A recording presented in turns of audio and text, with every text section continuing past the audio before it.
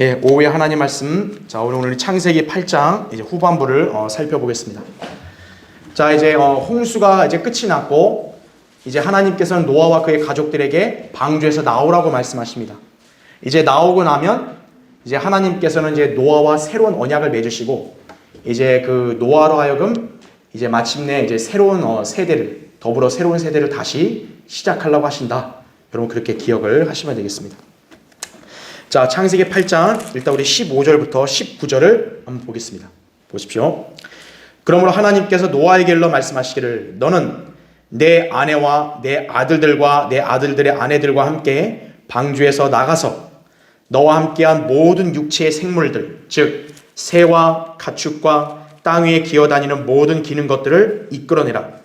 그들이 땅에서 풍성히 생육하고 다산하며 땅에서 번성하리라 하시더라. 노아가 자기 아들들과 자기 아내와 자기 아들들의 아내들과 함께 나가고 모든 짐승과 모든 기어다니는 것들과 모든 새와 땅에서 기는 것은 무엇이나 그 종류대로 방주에서 나갔더라 이렇게 말씀합니다. 자, 일단은 여기 나온 대로 하나님께서 노아에게 그 모아들인 방주 안으로 이렇게 데리고 온 짐승들 다 나가서 생육하고 번성하게 하라 이거죠. 왜냐하면 홍수로 이미 모든 동물들까지 싹 이렇게 몰살됐기 때문에 하나님께서는 이게 남아있는 동물들을 하여금 다시 번성하고 생육하게 하시는 것이에요. 자, 그 교환을 보십시오. 첫 번째, 하나님께서는 노아에게 방주에서 내리라고 명령하셨고 노아와 그의 가족은 마침내 텅 빈 지구에 발을 내딛게 된다죠. 이로써 그들은 방주에 들어간 날부터 방주에서 나가던 날까지 총 370일간의 대장정을 마치게 된 것이다 이거죠. 정말 이 한 공간 안에 1년 10열흘을 있었다는 거, 그거 참 보통이 아니죠, 그렇죠? 네. 그러니까 노아는 믿음으로 이러한 모든 것들을 인내로 다 견딘 거죠, 그렇죠? 자, 두 번째, 생육하고 땅에 다산하며 땅에서 번성하리라. 이것은 노아 이전에 이 지구를 독차지했던 또 다른 사람에게 주어졌던 명령을 연상하게 한다 그랬습니다. 여러분 누군지 잘 아시죠? 바로 아담입니다. 이로써 노아는 아담의 예표가 된 것이다 이거죠. 예. 자, 이 아담과 노아의 어떤 비교, 그리고 여러분도 잘 아시겠지만 지금 노아가 하나님께서 노아와 언약을 맺기 전에는 대홍수, 물로 세상이 심판받았죠. 아담과 언약을 맺기 이전에도 어떻게 했어요? 최초의 창조 세계가 물로 심판을 받았죠. 예. 그렇기 때문에 우리는 재창조의 그 이론을 그냥 단순히 이론이 아니라 정말 진리로 믿는 거예요. 아담과 노아가 연관성이 있기 때문에 그렇죠. 예. 왜냐하면 노아에게 주어진 명령이 왜 아담의 명령과 똑같냐 이거예요. 만약에 한 번의 창조라면 아담에게 왜 다시 채우란 말이 다 있어야 되겠냐고요, 그렇죠? 예. 그러니까 노아 때처럼 아담이 있기 전에도 뭔가 물로 인한 심판이 한 번 있어서 한번 그걸로 진멸됐으니까 하나님이 다시 채우라고 했던 거 아니겠어요? 그렇죠. 자, 그 부분은 이제 다음 시간에 9장 할 때 제가 자세히 하기로 하고요. 자, 세 번째, 노아가 함께 나가고 모든 짐승과 그 종류대로 방주에서 나갔더라. 18절 19절에 말씀하고 있죠. 노아의 믿음의 순종으로 이렇게 노아와 그의 가족 그리고 동물들이 모두 온전히 보존되었다 이거죠. 여러분은 이 노아가 이 보인 믿음의 행보를 단순하게 보시면 안 돼요. 노아는 정말 대단한 사람이에요. 하나님이 명령하신 거에 한치 어긋남없이 실행한 거예요. 노아 때문에 오늘날 이 자연계 동물들이 보존된 거예요. 노아가 만약 자기만 살겠다고 동물들을 마음대로 해봤어요. 그럼 어떻게 됐겠어요? 네.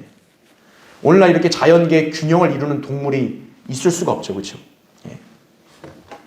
동물들까지 모두 온전히 보존된 거예요.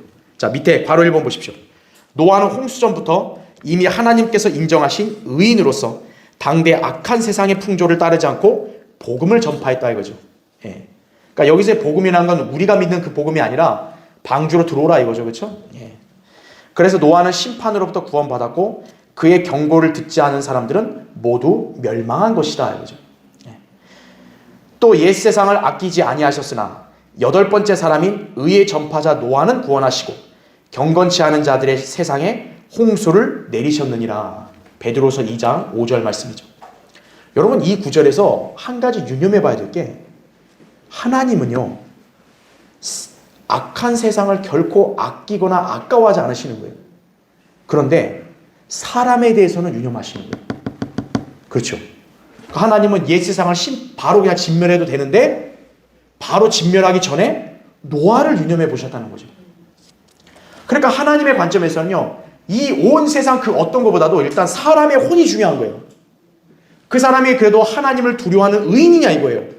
그럼 하나님은 그 사람을 어떻게든 자비를 베푸신다고요. 예. 그러니까 만약 하나님께서 창세기 6장에서 인간의 사악함이 너무 극에 달해서 너무 하나님이 괴로우셔서 그냥 아예 야, 당장 이 세상 없애버려. 그랬으면 노아가 있겠어요, 없겠어요? 없죠. 그렇죠? 근데 하나님은 설령 옛 세상을 다 진멸시켜도 거기에 사람은 유념하는 거예요. 의인을 찾으신다는 거죠. 그렇죠. 노아가 바로 그런 인물이었다는 거죠. 네. 괄호 2번 보십시오. 또 방주에서 내리기까지 그 모든 길에서 하나님의 명령에 온전히 순종한 믿음의 사람이었다는 거죠.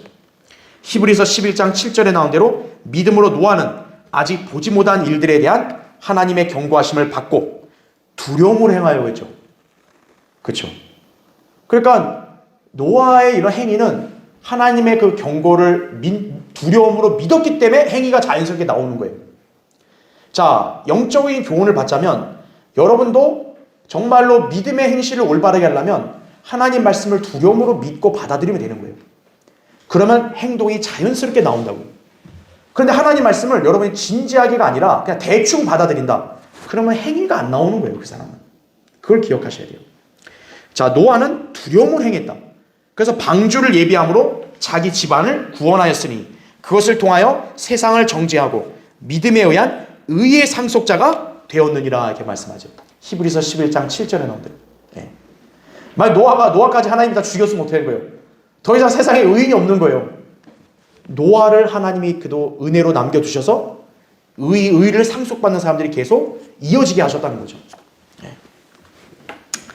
자, 그래서 하나님 명령에 온전히 순종한 사람이었다 보시면 됩니다. 괄호 3번. 노아는 대홍수에 비하면 통 속에 한 방울 물 같은 홍해를 건넌 이후에 불평과 불순종으로 일관하면서 광야를 통과하던 이스라엘의 결말과는 참으로 대조되는 믿음의 결과를 보여주었다는 거죠.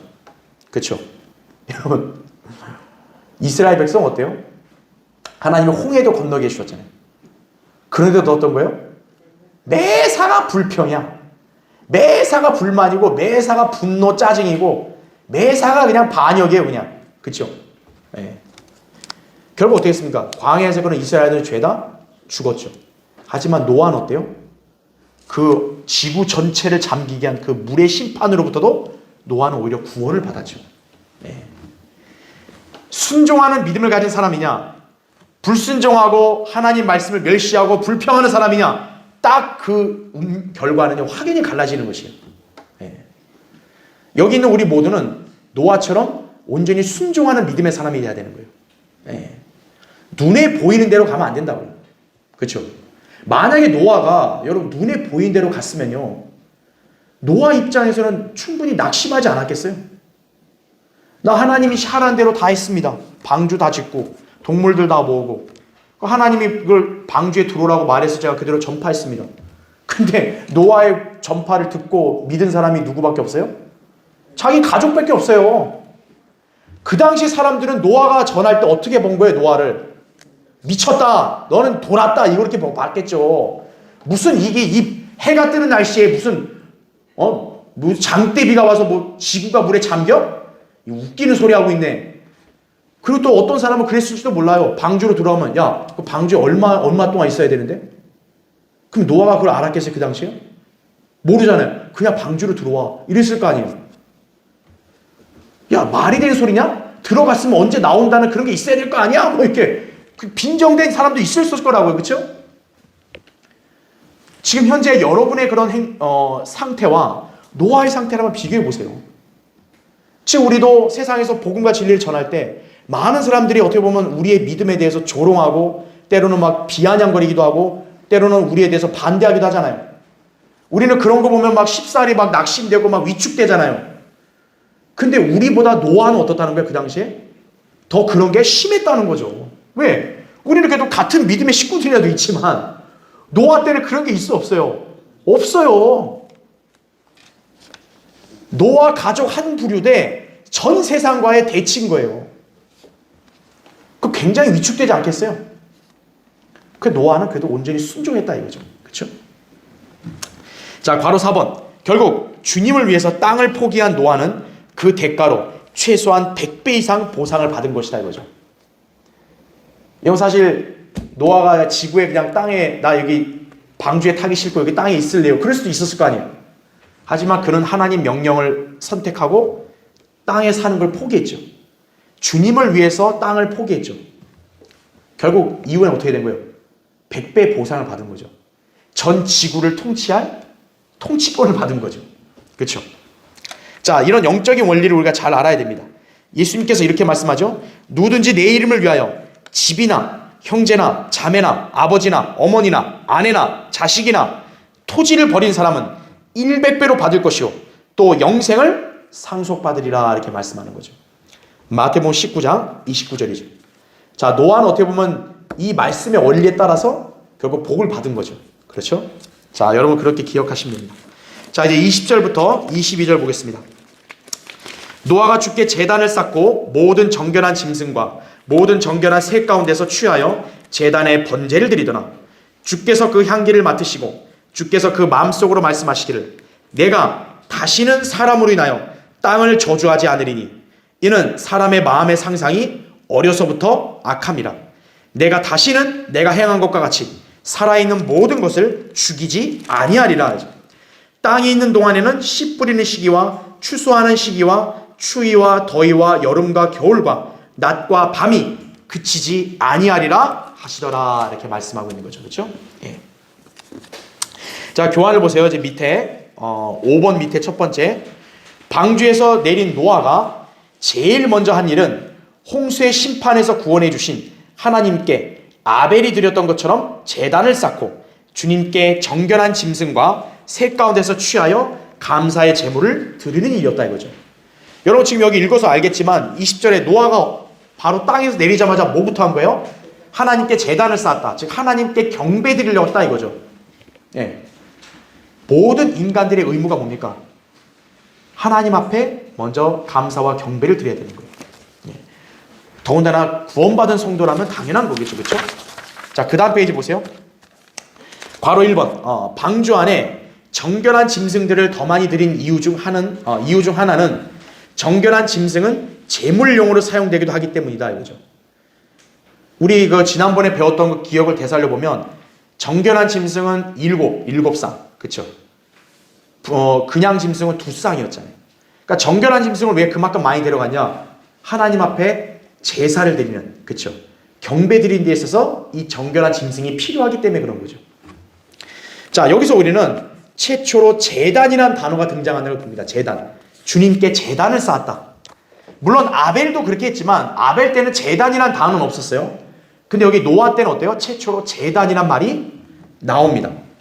그리고 여러분 여기서 또 중요한 게 있어요. 산당의 기원이 나옵니다. 산당. 자, 여기 보면요. 지금 노아가 지금 이제 아라랏 산에서요. 지금 제단을 쌓은 거거든요. 그렇죠? 땅에서 일단 내리자마자 제단을 쌓았단 말이에요. 그러니까 이 위치는 어떻게 보면 산 중턱에 쌓은 거예요. 그러니까 이게 결국 뭐가 되냐면 성경에서 여러분들이 자주 보는 구약 성경에 보는 용어지만 산당의 기원이 된 거예요. 근데 우리가 알아야 될 게 구약의 역사서에 보면 이스라엘 백성들의 타락과 배교가 산당에서 시작되거든요. 그러니까 산당을 지어놓고 여기서 우상 숭배를 하는 거예요. 그러면 산당이 그럼 원래부터 나쁜 거냐? 그게 아니라 지금 여기서 보다시피 노아가 산에서 제단을 쌓아서 하나님께 가장 먼저 경배를 드리려다 보니까 산에서 제단을 쌓으니까 이게 산당이 돼버린 거예요. 그러니까 산당의 원래 최초의 의미는 뭡니까? 긍정적인 거예요. 하나님께 제단을 쌓고 가장 먼저 경배하고 섬기기 위해서 한 건데 이게 이제 어떻게 된 거예요? 시대가 흐르면서 왜곡이 돼버린 거예요. 그러니까 이제 이게 산당이 이제 어떻게 바뀌었냐? 변질이 된 거예요. 뭘로 변질이 됐냐? 우상 숭배 장소로 변질이 된 거예요. 우상 숭배 장소로. 그러니까 이 교도들이 여호와 하나님이 아닌 자기들이 믿는 신들을 이렇게 숭배하려고 하다 보니까 장소가 필요해요. 근데 그 장소를 다른 곳이 아니라 하필이면 또 산에다 찾는다고요. 노아가 산에서 제단을 쌓아 경배드린 이것이 이렇게 변질이 돼버린 거예요. 그러니까 이후에 사람들의 인식이 뭐예요? 아, 뭔가 종교, 경건한 종교식 하려면 산속이 좋구나. 그래서 산으로 가는 거예요. 그래서 막 이렇게 산에 보면 막 이상한 그런 장승배기도 그렇고 막 서져 있잖아요. 막 돌무더기 쌓아다 놓고. 인간들의 우상숭배로 이게 변질이 돼버린 거예요. 산에 제단 쌓은 게. 그러니까 여러분은 이걸 통해서 뭘 배워야 되냐면, 사실 이 세상에 나쁜 것들 있잖아요. 그 나쁜 것들은 좋은 것들이 왜곡돼서 만들어진 거다. 이렇게 보시면 돼요. 자, 이거와 비슷한 예가 뭐냐? 사랑입니다. 사랑. 여러분, 사랑도 하나님께서 원래 하나님이 사랑이시잖아요. 근데 그 사랑이 어떻게 변질돼 버려요? 불륜, 간음, 음행, 그 다음에 동성애, 이런 식으로 변질이 돼 버리잖아요. 좋은 것들이 나쁜 것들로 변질돼 버린 거다 이거죠. 예. 그러니까 우리 성경적 기독교 이런 예배도 어때요? 원래 이렇게 성경대로 믿는 이렇게 올바른 예배는 좋은 건데, 이게 변질이 돼 버리니까 경배와 찬양 같은 거 이런 게 나와 버린다는 얘기죠. 그러한 원리다 이렇게 보시면 돼요. 예, 지금 보면은 그죠? 자, 그래서 이스라엘 백성이 우상 숭배 목적으로, 그러니까 이스라엘 백성이 산당을 많이 지은 것도 사실 누구에게 배운 거냐? 이방인들에게 배운 거예요, 그거를. 이방인들이 가만 보니까 산당을 짓고 산속에서 자기네 신 숭배하는 게 되게 좋아 보이는 거예요, 이스라엘 백성한테는. 야, 저 굉장히 경건하고 굉장히 아주 엄숙하고 좋게 보인다. 우리도 하나님을 저렇게 해보자. 이렇게 돼버린 거예요. 네. 그걸 기억해야 합니다. 그래서 이 산당이 이스라엘을 배교하게 만든 이게 바로 원인이었다는 거죠. 그러니까 이게 참 좋은 게 나쁜 거로 왜 심하게 변질되면 얼마나 이게 참 끔찍한 것인지 우리가 잘 기억해야 되는 거예요. 네. 자, 괄호 2번 보겠습니다. 주님께서는 노아가 바친 제물의 향기를 맡으시고 아담에게 하셨던 것처럼 노아와 이제 언약을 맺으시고 그를 번성케 하셨다라는 거죠. 창세기 9장 1절부터 7절에 나온 대로 이제 언약을 맺죠. 지금 여기 여러분 보시면 하나님이 향기를 맡았다 그랬잖아요. 그러니까 성경에서는 종종 하나님이 하시는 행동을 좀 이렇게 인간들이 하는 행동과 이렇게 좀 잘 이해가 쉽도록 그렇게 비유해서 설명하는 게 있어요. 지금 여기 보시면 하나님도 뭘 맡아요? 향기를 맡는다.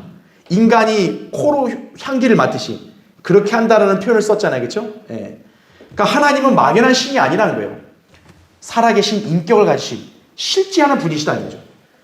여기서 향기를 맡았다는 것은 실제로 하나님께서 그 제물을 흠양하셨다라는 거예요. 왜 그러냐면 이게 합당한 제물이니까. 그렇죠. 노아라는 사람이 이렇게 하나님께서 방주를 통해 그 홍수의 심판으로부터 구원해 주셨잖아요. 그럼 구원받은 그 사람이 가장 먼저 해야 될 일이 뭐라는 거예요? 하나님께 감사의 제물을 드려야 된다는 거죠.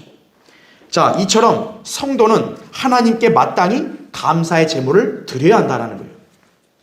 그리스도인이 드릴 제물은 다름 아닌 찬양과 감사입니다. 거기 여러분 나오죠? 히브리서 13장 15절 보면 그러므로 우리가 그분을 통해서 찬양의 제물을 하나님께 계속해서 드리자. 이것이 그의 이름에 감사하는 우리 입술의 열매니라 이렇게 말씀하죠. 네. 그러니까 여러분은 하나님 앞에서 단순히 돈 바치는 게 그것만 중요한 게 아니고 하나님 앞에 여러분이 찬양의 제물을 계속 바쳐야 되는 거예요. 네. 그러니까 노아처럼 여러분도 여러분의 구원주이신 하나님께 이런 제단을 쌓고 감사와 경배를 드릴 수 있어야 하는 거죠. 오늘 우리가 이 자리에 왜 온 거죠? 우리를 구원해 주신 주 예수 그리스도를 드높이기 위해서 우리가 오늘 이 자리에 온 거 아니겠어요? 그렇죠. 네. 그런 정신을 우리가 잘 배워야 합니다. 자, 이제 교환을 보세요. 두 번째. 주께서 그 향기를 맡으시고 그랬습니다. 자, 여기서 주님이 맡으신 향기를 주목해 보세요. 자, 성경에서 지금 노아가 하나님께 제물을 바쳤는데 여러분 제물을 바칠 때는 반드시 제물을 어떻게 합니까? 불로 태우죠. 그럼 제물을 불로 태우면 불타는 연기가 나는 건데, 여러분 보세요. 동물이든 사람이든 이렇게 또 시체를 불태워봐요. 냄새가 어때요? 지독합니다. 악취예요. 근데 인간의 안목에서는 그게 악취인데 하나님께서는 그걸 뭐라고 표현하는 거예요? 향기라고 표현하는 것이에요. 그러니까 이 향기에 관해서 하나님과 인간의 관점이 지금 확연히 다른 것이에요. 자, 이거 굉장히 의미가 이렇게 예사롭지 않습니다. 괄호 1번 보십시오. 구원받지 않은 세상 사람들의 관점에서 불타는 재물에서 나는 냄새는 분명히 역겨운 느낌을 자아내게 할 것이다 이거죠. 그러나 노아의 번제물은 하나님 앞에서는 향기가 되었다는 거죠. 이것은 노아의 제사가 사람들이 아니라 하나님께서 인정하신 것임을 나타내는 것이에요. 예. 자, 이 원칙을 한번 우리가 영적으로 한번 적용해 볼게요. 괄호 2번. 오늘날 수많은 종교인들이 저마다 온갖 정성과 종교적 열성으로 창조주께 제사를 지내거나 예배를 드린다고 하지만 그들의 편에서는 향기일지 몰라도 하나님 편에서는 뭐에 불과한 거예요? 악취에 불과한 거예요. 여러분, 세상 종교인들이, 특히 기독교인들이 얼마나 열심히 해요. 막 교회 생활 막 자기 일생을 바쳐가지고 막 봉사하고 막 돈 다 갖다 바치고 막 사랑 실천한다고 막 별의별 거 다 하고 뭐 금요철야 새벽 기도는 필수고, 그런 것들이 다른 사람 볼 때는 야, 저 사람 너무 경건하고 신실하다 이렇게 볼 거 아니겠어요. 하지만 하나님의 편에서 그게 뭐예요? 역겨우신 거예요. 역겨운 악취와 같은 거예요. 야, 그런 거 하지 마라 이거죠. 카인의 재물이 인간이 볼 때는 얼마나 좋아 보여요. 카인이 열심히 땀 흘려 노력해서 갖다 바쳤잖아요. 자기의 최상의 거를. 인간의 입장에서는 그건 향기에 해당되지만 하나님의 관점에서 뭐예요 그게? 역겨우신 거죠. 야, 치워. 나 그런 거 싫어해. 이거죠. 예. 왜냐하면 그러한 것들은요, 모두 육신에 속한 것들로서 하나님과 무관하기 때문에 그런 거예요. 로마서 8장 5절부터 이렇게 나오죠. 육신을 따르는 사람들은 육신의 일을 생각하나 성령을 따르는 사람들은 성령의 일을 생각한다 그랬죠. 육신적인 생각은 하나님과 원수가 된다 그랬어요.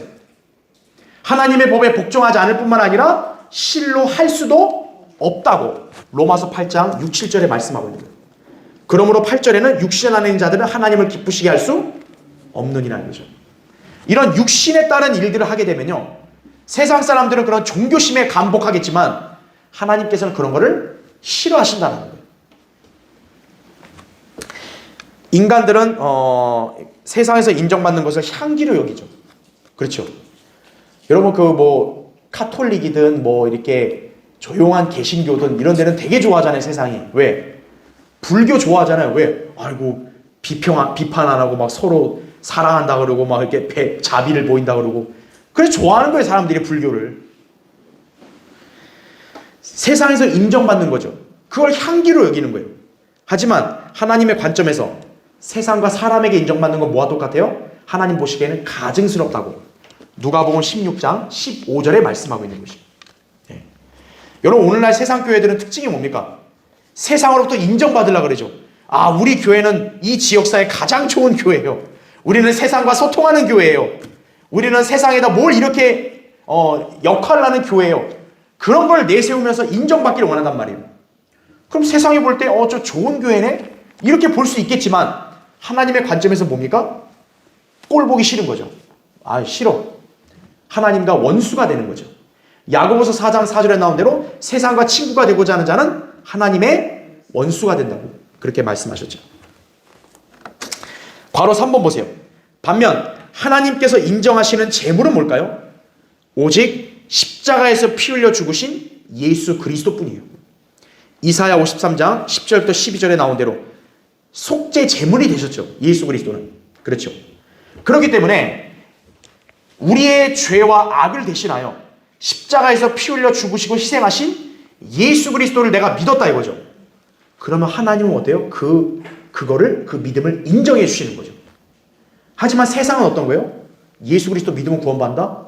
에이, 야, 그런 유치한 소리를 왜 해 여기서? 그런 게 말이 돼? 세상 사람들에게 오히려 그게 역겨운 거죠. 야, 꼭 예수만 믿어야 구원받냐? 아, 좀 마리아도 믿고 부처도 믿으면 좀 어때? 이거죠, 그죠? 네. 세상은 그걸 좋아하죠. 하지만 하나님께서는 어때요? 예수 그리스도라는 속죄 제물만을 원하시는 거죠. 인간이 하나님께 나아 올라가는데 예수 그리스도를 배제하고 다른 제물을 갖고 온다. 하나님 거절하세요. 하지만 아무것도 없는 사람이 예수 그리스도라는 속죄 제물을 통해서 하나님께 나아간다. 하나님은 그 사람을 기꺼이 받아주시는 거예요. 네. 예수 그리스도를 자신의 구주로 알고 그분의 보혈로 구속받은 성도의 예배와 섬김을 하나님께서는 기뻐 받으시는 거예요. 네. 그렇기 때문에요, 구원받지 않은 사람이 백날 하나님 앞에 나와서 예배 드린다 해도 그건 아무 소용이 없는 거예요. 네. 그걸 아셔야 돼요. 자, 세상이 볼 때는요, 우리의 그런 믿음과 섬김을 세상에서 어리석게 볼 수 있어요. 그렇죠? 그리고 또 불쾌함을 자아내게 할 수 있어요. 왜 니들만 옳다 그러냐? 왜 꼭 그것만 해야 되냐? 이렇게 불쾌감을 나타내죠. 그렇죠? 하지만 하나님 앞에서는 이것이야말로 참된 경배가 되는 것이죠. 요한복음 4장 24절에 나온 대로 영과 진리로 드리는 경배만을 하나님께서는 기뻐 받으시는 거죠. 신령과 진정은 없어요. 예. 그건 없다고요. 그래서 여러분 한번 찾아볼게요. 고린도서 한번 보십시오. 자, 그래서 그리스도인이 하나님께 드리는 제물과 섬김, 이거와 세상 종교인들 또 기독교인들이 하는 그런 섬김은 다르다라는 것이에요. 그거를 신약에서는 뭐로 비유를 해서 설명하냐면 향기로 비유한 거예요. 향기로. 여러분 고린도서 2장 한번 보세요.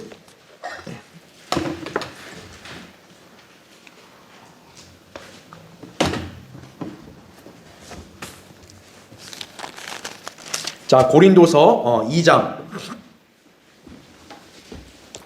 14절부터 제가 16절 읽겠습니다. 보세요. 고린도서 2장 14절. 항상 우리를 그리스도 안에서 승리하게 하시고 또 어느 곳에서나 우리로 하여금 그분에 관한 지식의 향기를 나타내게 하시는 하나님께 이제 감사하노라 그러죠. 지식의 향기라 그러죠. 그분에 관한 지식. 그러니까 말씀이 중요한 거예요. 그렇죠? 자, 근데 15절 보세요. 이는 우리가 구원받은 사람들에게나 멸망하는 사람들에게나 하나님 앞에서는 자 뭐라고 얘기합니까? 그리스도의 향기라 하죠. 그리스도의 향기. 그렇죠. 자, 왜 그리스도의 향기라 얘기했을까요? 예수 그리스도가 바로 뭐가 되셨기 때문에 속죄 제물이 되셨잖아요. 아까 제물은 어떻게 한다고 했어요? 불로 태운다 그랬잖아요. 연기가 난다고요. 자, 예수 그리스도는 예루살렘 진영 바깥에 갈보리 언덕에서 십자가의 피로 죽으셨단 말이에요. 그렇죠.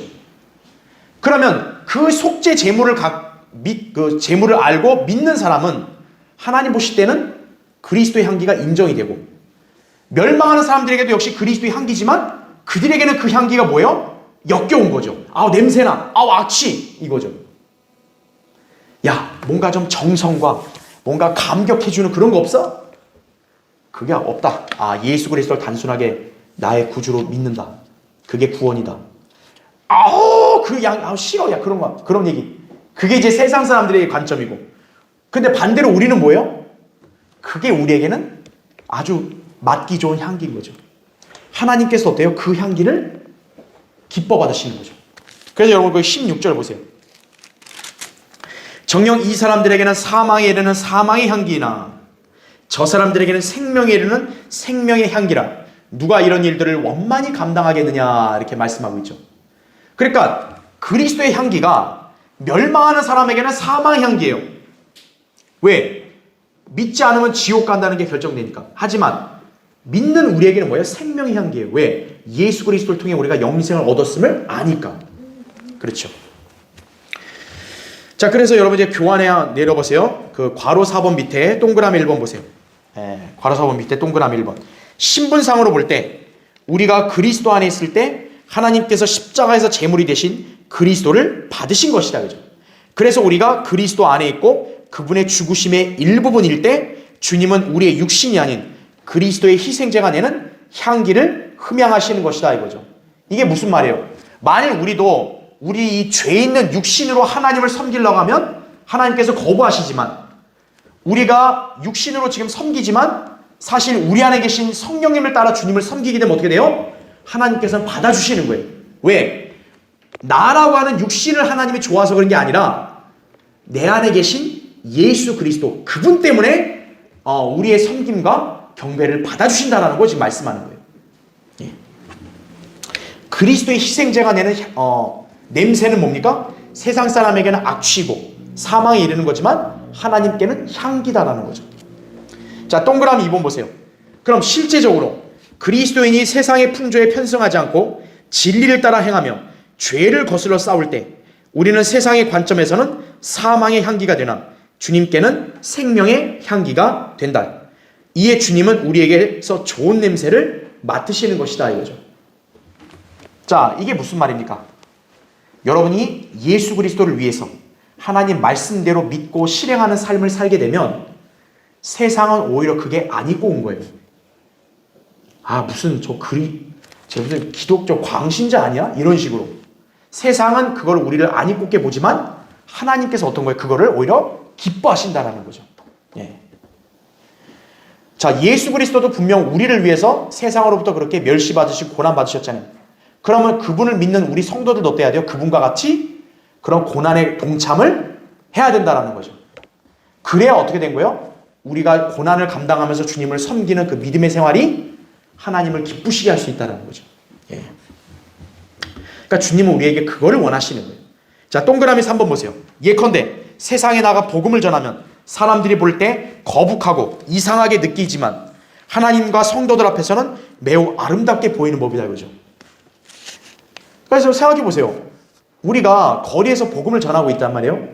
자, 여러분이 거리에서 복음 전하는 사람을 보면 어떻게 해요? 특히 제가 거리 설교 구령하는 거 보면 좋죠. 좋아 보이죠. 하지만 세상은 어떻게 보는 거예요? 저 인간 또 왔네. 좀 시끄럽게 아주 그냥. 이렇게 보는 거죠. 저 인간 또 아주 그냥 짜증나게 또 뭐 이렇게 소리 지르고, 쟤 싫으네. 이렇게 되는 거예요. 세상이 볼 때는 굉장히 역겨운 거예요. 복음 전하, 예수 그리스도 복음 전하는 사람이.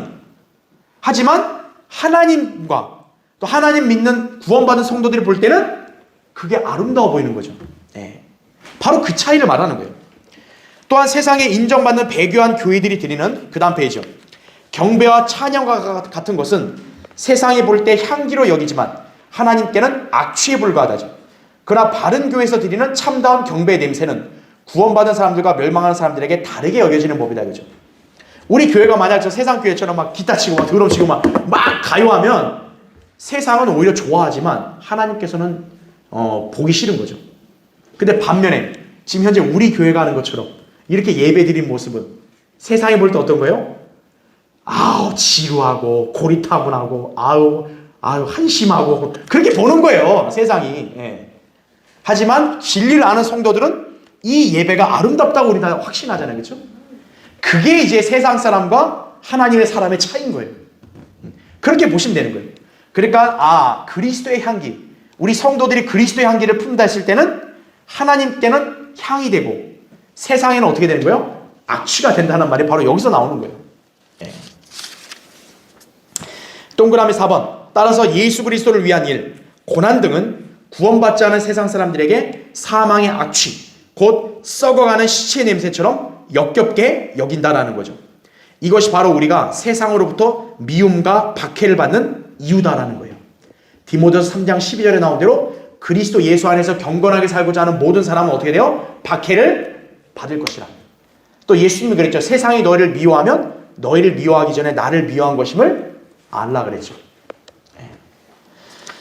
자, 우리는 주님을 위해 삶으로써 생명의 향기를 내뿜을 수 있어야 한다는 것이에요.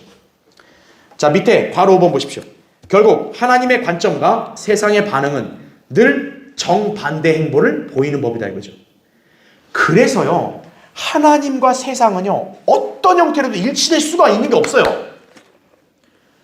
그러니까 하나님의 교회에 속한 성도들이 하나님과 일치되든지 아니면 세상과 일치되든지 둘 중 하나가 되는 거예요.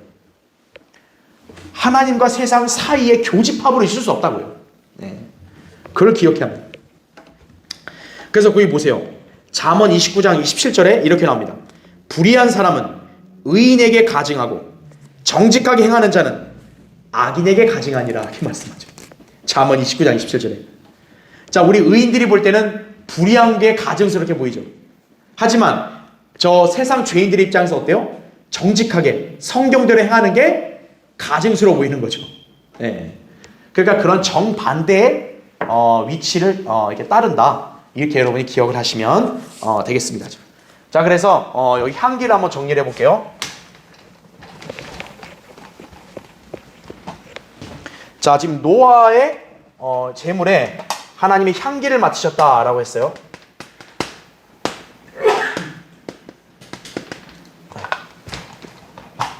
자, 이 향기, 제물의 향기죠. 하나님께 바치는, 그렇죠? 제물의 향기인데 이것이 이제 신약적으로 볼 때는 뭡니까? 그리스도의 향기라는 거죠. 그렇죠. 그래서 특징이 뭡니까? 그리스도의 향기는 세상에게는 이게 악취가 되고, 그렇죠? 하나님의 관점에서는 진정한 향기가 되는 거죠. 그렇죠? 완전히 다른 거예요. 분명히 똑같은 건데 그리스도의 향기라는 단일적인 것을 바라보는 관점이 완전히 다른 거죠. 세상에서는 악취고 하나님 보실 때는 향기가 되는 거예요. 그렇죠? 하나님 앞에 드리는 이 제물은, 그래서 하나님께서는 그게 불타는 역겨운 냄새를 향기라고 말씀하시는 거예요. 그래서 예, 그게 신약에서는 이 제물이 신약에서 누구를 가리키는 거예요? 예수 그리스도를 가리키는 거죠. 그래서 그리스도의 향기, 예수 그리스도라는 속죄 제물로 하나님께 경배드리고 또 하나님 말씀대로 예수 그리스도를 믿고 실행하고, 이게 세상에서 악취지만 하나님 보실 때는 향기다라는 거죠. 반면에 거꾸로 뭐 세상 종교 있죠. 그 다음에 헛된 예배, 뭐 신령과 진정 이런 거 있잖아요. 그런 거 뭐예요? 세상에서는 향기예요, 이게. 그러니까 세상은 이런 게 좋은 거야. 예. 사랑, 평화, 이런 거, 봉사, 이런 것만 얘기하라 이거죠. 인간은 선하다, 이런 것만 얘기하라 이거죠. 그러면 향기예요. 근데 우리에게는 뭐예요? 이게 악취가 돼야 되는 것이에요. 그러니까 여러분들이 만약 이런 거에 대해서 향기라고 느끼면은 지금 영적 상태가 뭔가 잘못되어 있는 거예요. 우리는 그런 세상의 풍조에 편승되어 있는 그런 것들에 대해서는 악취를 여기고, 우리는 성경대로 믿는 신앙, 예배, 이런 것들에 대한 향기를 우리도 얼마든지 맡고 또 내뿜을 수 있어야 된다. 이렇게 기억하시면 됩니다. 자, 이제 교환 세 번째 보세요. 주께서 그 마음속으로 말씀하시기를, 아까 이제 창세기 돌아와 보시면 창세기 8장 21절에 자, 여기 보니까요, 주님께서 마음속으로 말씀했대요. 그러니까 이게 무슨 말이냐면 하나님이 지금 노아에게 야, 내가 이렇다라고 말한 게 아니고 하나님이 속으로 혼자 얘기하신 거예요. 주께서 그 마음속으로 말씀하시기를 내가 다시는 사람으로 인하여 땅을 저주하지 않으리니, 이거죠. 그럼 여러분이 볼 때, 아니 이걸 주님이 지금 그분 혼자 마음속으로 얘기했다는 거 아니에요? 근데 모세가 이걸 어떻게 알고 기록을 했죠? 그렇지 않아요? 여러분 한번 이 질문에 답을 해보세요. 아니 모세가 하나님 마음속을 어떻게 알아요? 하나님이 마음속으로 이렇게 얘기한 걸 어떻게 알아요? 바로 성경은 모세가 쓴 게 아니라 하나님의 영감으로 주어졌다는 것을 우리가 다시 한번 여기서 확신할 수 있는 거예요. 예. 기록은 모세가 했지만 실제로 성경은 하나님의 영감으로 주어진 거지 모세의 생각으로 쓰여진 게 아니다라는 걸 아셔야 돼요. 그러니까 여기서 모세가 하나님이 마음속으로 말한 것까지도 다 기록을 한 거 아니겠어요? 그렇죠. 자, 그걸 기억하셔야 합니다. 자, 그 다음에 네 번째 보세요. 4번 보세요. 내가 다시는 사람으로 인하여 땅을 저주하지 않으리니, 그러면서 죽이지 않는다 이렇게 말씀합니다. 21절에. 자, 이 말씀을 오해해가지고 마치 이제 하나님께서 더 이상 세상을, 죄인들을 안 죽이신다, 그렇게 오해하면 안 돼요. 지금 여기서 말씀하신 요지는 창세기 7장 8장 이 노아의 대홍수 사건을 다시는 반복하지 않겠다는 의미예요. 그 말인즉 이제 노아 홍수 이후로는 하나님이 이 세상과 인류를 심판하실 때 더 이상 물로 심판하지를 않으실 거다라는 말이에요. 그러면 하나님이 물로 심판하시면 이제 뭘로 심판하죠? 불로 심판하시죠. 지옥불로. 그렇죠. 예. 그렇게 보시면 돼요. 그러니까 노아의 대홍수와 같은 사건을 다시는 일으키지를 않으시겠다고 하나님께 작정하신 거예요. 또한 땅도 하나님께서 아담에게 말씀하신 그 저주를 또 하시지 않겠다는 의미였다는 거죠. 자, 보세요. 아담이 범죄하니까 하나님 어떻게 했어요? 땅도 저주받아서 엉겅퀴 낸다 그랬잖아요. 그래서 그거는 주님 재림 전까지 그대로 가잖아요. 그렇죠? 하지만 노아 때는 이제 어떻게 한 거예요? 하나님이 땅을 더 이상 저주를 안 하셨다라는 거죠. 이제 내가 다시는 땅 저주 안 하겠다. 예, 그렇게 말씀하신 거예요. 그래서 이제 주님께서는 노아 홍수 이후부터는 땅에 관한 저주는 말씀하지 않았다는 거죠. 예, 그렇게 기억하시면 됩니다. 자, 5번째, 사람의 마음의 상상이 어려서부터 악함이라 21절에 말하고 있어요. 여러분, 하나님께서 왜 이 재물을 받으시고 이제 내가 사람을 다시는 이렇게 치지 않겠다고 말씀하신 이유가 뭐예요? 인간이 죄 때문에 이렇게 친 건데, 원래 죄가 없는데 죄를 져서 쳤으면 모를까마는 하나님 보실 때는 인간이 어떤 거예요? 이미 어려서부터 악하니까, 인간이 한계니까 불쌍하신 거죠. 하나님 보실 때는 연민하시는 거죠. 그래서 인간은 원래부터 이렇게 악하니 내가 악하다고 다 죽이면 어떻게 하겠냐 이거죠. 그래서 하나님께서 다시는 이제 인간들이 이렇게 죽이지는 않으시겠다 이렇게 말씀하는 거죠. 자, 여러분, 이 표현을 보면 사람의 마음의 상상이 어려서부터 뭐라 그래요? 악하다. 자, 인간에 대한 전능하신 하나님의 평가를 여러분 잘 보세요. 하나님은 인간을 어떻게 표현하시는 거예요? 악하다고 말씀하시는 거예요. 위대하시고 전능하시고 비평적이고 부정적이신 이 증오 문학의 저자께서는 인간들이 태어날 때부터 부패했다고 말씀하신다 이거죠. 저는 이제 성경을 락과 목사님은 증오 문학이라고 얘기하거든요. 왜 그러냐면 인간들이 성경을 어떻게 해요? 지극히 극도로 혐오합니다. 여러분, 성경을 인간들이 왜 싫어할까요? 부정적이니까. 인간은 착하고 인간은 가능성 있고 이런 걸 얘기하면 좋을 텐데 성경은 피자마자 뭐가 나와요? 인간은 어려서부터 악하다. 아니, 세상에 어린아이가 뭐 얼마나 악합니까? 하지만 하나님의 관점은 인간은 어릴 때부터도 악하다는 거예요. 이거를 현대에 있는 사람들은 견디질 못하는 거죠. 안 봐 성경 그냥 이런 거죠. 그러나 성경의 말씀이 진리라고요. 우리는 출생부터 어때요? 이미 잘못되어 있었다고요.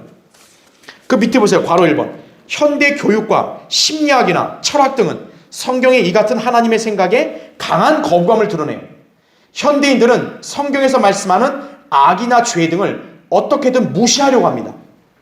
그래서요, 변개된 성경도요, 죄와 악이라는 단어가 굉장히 많이 삭제되어 있어요. 이런 풍조가 바로 배교한 기독교계에도 영향을 미친 것이죠. 그래서 오늘날 기독교는 특징이 뭡니까? 죄나 악, 지옥, 마귀 이런 얘기 하지 말자. 뭐만 얘기해요? 사랑, 화평, 즐거움 이런 것만 얘기하자 이거죠. 사람들의 귀를 간지럽게 해주는 선생들을 두자 이거죠. 디모데후서 4장 3절에 나오대요. 바로 그것을 우리가 기억해야 합니다. 자, 괄호 2번 보세요. 성경에는 인간이 매우 악하다는 사실을 강력하게 증거하고 있어요. 예수님도 그랬죠. 사도 바울도 그랬죠. 침례인 요한도 그랬죠. 시몬 베드로도 그랬죠. 이사야도 그랬죠. 예레미야도 그랬죠. 여기 있는 구절들은 여러분이 이제 교환을 그냥 참고하시면 돼요. 알겠죠? 그래서 성경은 여러 곳에서 여러 사람들이 인간은 악하다고 이렇게 단정하는 거예요. 그러면 오직 이제 두 가지밖에 없는 거예요. 성경이 맞든지 아니면 성경이 틀리든지 둘 중에 하나밖에 없는 거죠. 우리는 성경이 옳다는 걸 믿는 거죠. 그렇죠? 바로 맨 밑에 3번. 악이란 단어는 킹제임스 성경에 300번에 걸쳐서 나오는데 성경의 맨 앞부분에서부터 악이란 단어가 등장합니다. 어디에 등장해요? 선과 악의 지식의 나무. 그렇죠? 창세기 2장부터 이미 뭐가 등장해요? 악이란 단어가 등장을 하고 있는 거예요. 그렇죠? 이후에 인간들의 사악함이 극에 달했고 다윗은 인간이 태어나는 순간 악한 본성을 타고남을 고백을 했다 이거죠. 그렇죠. 자, 그 다음 페이지 보십시오. 바로 4번. 이것이 바로 성경이라는 책이다 이거죠. 성경의 이 위대하신 저자에 따르면요, 우리의 생각과 상상이 악하다고 창세기 6장 5절에 말씀하죠. 눈도 악하다 그러죠. 로마서 3장 18절에. 입도 악하다 그러죠. 로마서 3장 14절에. 혀도 잘못됐다고 말해요. 로마서 3장 13절에. 마음도 악하다고 말합니다. 그리고 귀도 부패했다 그래요. 그러니까 인간 자체가 그냥 아예 악투성이다. 이 성경은 이렇게 말씀하는 거예요. 그러니까 사람들이 성경을 싫어하는 거예요. 그래서. 예. 그리고 생각도 선하지 않다. 잠언 24장 9절에 그렇게 말하죠. 손도 더럽다. 이사야 59장 3절에 말하죠. 발도 비참하다. 로마 3장 15절에 말하죠. 길들도 굽어졌다. 로마 3장 16절에 말하죠. 그러니까 인간 자체가 뭐예요? 그냥 완전히 그냥 악과 죄다 이거죠. 그렇죠? 네. 자, 그래서 어떻게 합니까? 세상 교육은 이 성경의 진리를 부정하니까 어떻게 합니까? 아이들은 다 선해, 착해. 그러니까 어떻게 돼요? 아이들에게 매를 안 들죠. 그렇죠. 성경의 훈육법을 무시해버리는 그러한 풍조가 결국 이게 만연하게 된 것이. 성경에서는 분명히 얘기하죠. 아이에게는 어리석음이 있다. 그래서 징계하는 막대기가 이를 쫓아낸다고. 잠언 22장 15절에 말하죠. 또 잠언 23장 13, 14절에 보면 아이를 매로 때려야 지옥으로부터 구원한다고 말하죠. 그렇죠?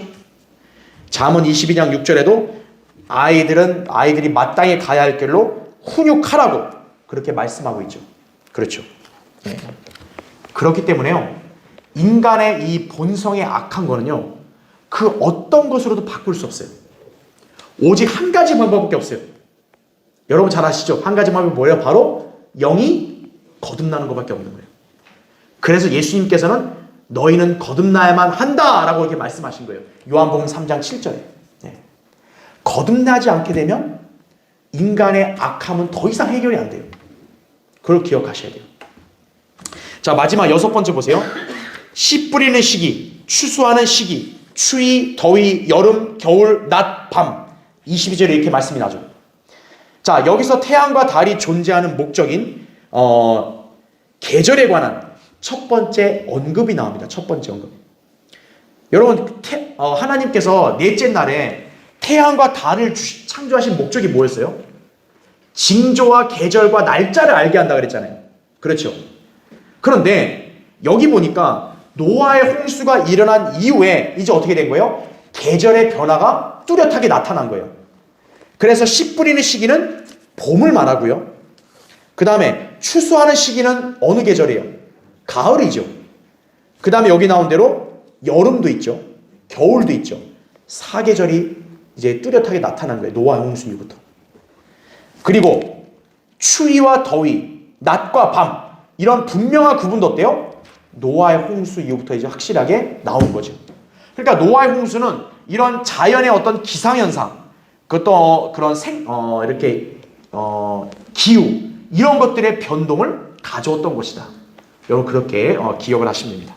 자, 그래서 이제 창세기 8장까지 우리는 결론을 다 본 거고요. 다음 시간에 이제 이 밑에 있는 괴는 제가 다음 시간에 다시 설명하기로 하고 오늘 여러분 이제 8장 이제 후반부까지 다 공부했습니다. 그래서 이제 우리는 노아의 홍수로 인한 교훈과 또 이제 그 노아가 했던 그 제단의 섬김 이걸 다시 한번 기억해야겠습니다. 자, 기도하고 오늘 예배를 마치겠습니다.